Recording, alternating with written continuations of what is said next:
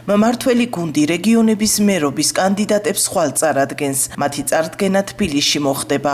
უკვე ცნობილია, რომ გორში მერობისთვის ქართული ოცნებიდან მერის მოვალეობის შემსრულებელი კოტე ბუზალაძე იბრძოლებს. მისი პლაკატები ქალაქის ბილბორდებზე უკვე გამოჩნდა. ის, რომ ბუზალაძე იქნებოდა კანდიდატად შერჩეული ინფორმაცია უკვე არსებობდა, თუმცა თავად არ ადასტურებდა. დღეს არ ვართ ამ საკითხის განსახილულად აღმოსული, არის ძალიან მნიშვნელოვანი სამუშაო პროცესი მიმდინარეობს მოსახლეობისთვის წყალმომარაგების აღდგენასთან დაკავშირებით. ამიტომ დღეს არ ვართ ამ საკითხის განსახილულად ძალიან ბოდიშ გიხდით და სხვა დროს ვისაუბროთ ამაზე. არა, სხვა საკითხზე ვართ დღეს მოსულები. მესმის თქვენ უფლება გაქვთ დასვათ შეკითხვა და ჩვენც პასუხს გაძლევთ, რომ დღეს სხვა საკითხებზე ვართ აქ შეკრებილები და შესაბამისად თუ გაქვთ ინფორმაცია, როდის მოხდება მერობის კანდიდატები? არ აქვს ინფორმაცია.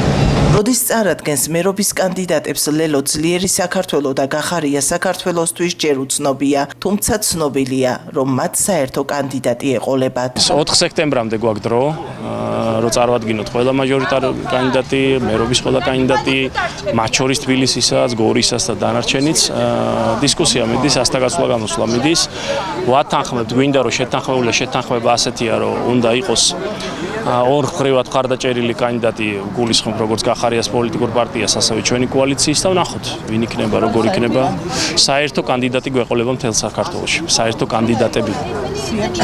შეიათ შესაბამისად. კვლავ ბოიკოტის რეჟიმში არიან და მონაწილეობას არ იღებენ არჩევნებში სხვა ოპოზიციური პარტიები. ამბობენ, რომ ისინი ფარსში მონაწილეობას არ იღებენ. თქვენთვის და საზოგადოებისთვის ცნობილია, რომ ჩვენ პარტია მონაწილეობას არ იღებს ამ არჩევნებში, არა მარტო ჩვენი პარტია, მასთან ერთად 8 ოპოზიციური პარტია, ვინაიდან და რადგანაც ჩვენ ვფიქრობთ, რომ ამას რასაც არჩევნები ქვია, არ არის არჩევნები. ეს არის რუსული სპეცოპერაცია.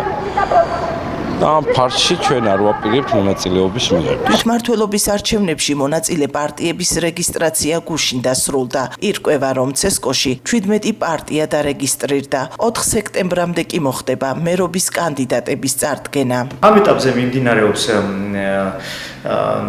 საოლქო საარჩევნო კომისიის წევრების კონკურსი, რომლებიც და აგრეთვე პარტიების მიერ დანიშნა საოლქო საარჩევნო კომისიების.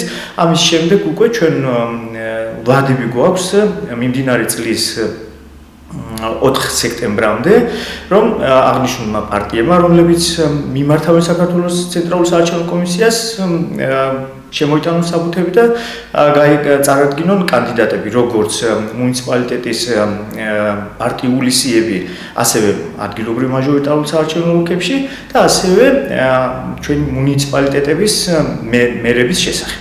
შეგახსენებთ, რომ თვითმმართველობის არჩევნები 4 ოქტომბერს გაიმართება ცესკოში 17 პარტიაა დარეგისტრირებული. გავრცელებული ინფორმაციით ნაციონალურმა მოძრაობამ და ახალმა ნომრები დაკარგეს. საარჩევნო ნომრები 5 პარტიამ შეინარჩუნა. ესენია: ნომერი 8 საქართველოს პატრიოტთა ალიანსი, ნომერი 9 ძლიერი საქართველო ლელო ხალხისთვის თავისუფლებისთვის, ნომერი 25 გახარია საქართველოსთვის, ნომერი 36 ახალი პოლიტიკური ცენტრი გირჩი, ნომერი 41 ქართული ოცნება დემოკრატიული საქართველო, 12 პარტიას კი სამომავლოდ უნდა მიენიჭოს საარჩევნო ნომერი.